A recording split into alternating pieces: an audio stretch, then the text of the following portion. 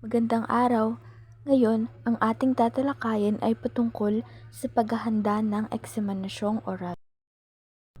Bago tayo dumako sa ating talakayan, alamin muna natin ang layunin ng ating aralin. Una, matukoy ang kahalagahan ng oral na pagsusulit. Pangalawa, magbigay ng gabay sa wastong paghahanda sa oral na pagsusulit.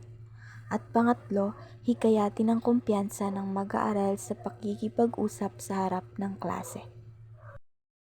Ano nga ba ang eksaminasyong oral? Ang eksaminasyong oral ay isang pagsubok kung saan ang mag-aaral ay sumasagot ng tanong o nagpapahayag ng ideya gamit ang pasalitang wika. Ilan sa mga halimbawa nito ay ang pagsasalaysay ng kwento.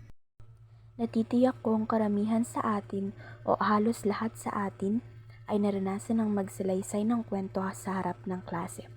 Isa yon sa halimbawa ng eksaminasyong oral. Pangalawa sa halimbawa nito ay ang pagsagot ng tanong mula sa guro. O ito rin ay ating tinatawag na oral recitation. At ang pangatlong halimbawa naman ay ang pagpapaliwanag ng sariling ideya o opinyon. Dumako naman tayo sa mga hakbang sa paghahanda.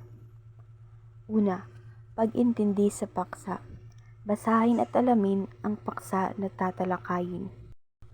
Mahalaga na basahin at alamin muna natin ang paksa na ating tatalakayin upang maging maayos ang daloy ng ating talakayan at maiwasan ang pagkalito.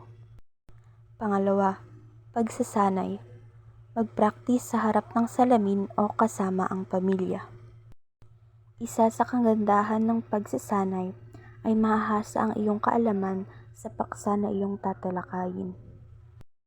Pangatlo, wastong pagbigkas.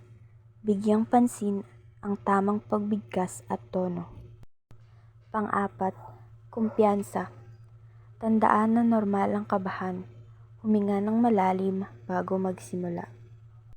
Mahalaga ang pagkakaroon ng kumpiyansa upang maayos mong matalakay ang iyong paksang tinatalakay. Dumako naman tayo sa mga dapat tandaan habang nagsasalita. Una, gumamit ng malinaw at maayos na boses. Importanteng gumamit ng malinaw at maayos na boses upang maintindihan ng buong klase ang iyong tinatalakay. Pangalawa, panatilihin ang pakikipag-eye-to-eye contact sa tagapakinig. Pangatlo, iwasan ang masyadong mabilis na pagsasalita. Kalimitan, kapag masyadong mabilis ang ating pananalita, ay hindi masyadong naiintindihan o nauunawaan ang ating tinatalakay.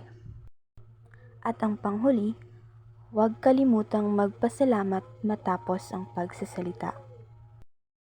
Yun lamang po at maraming salamat sa pakikinig.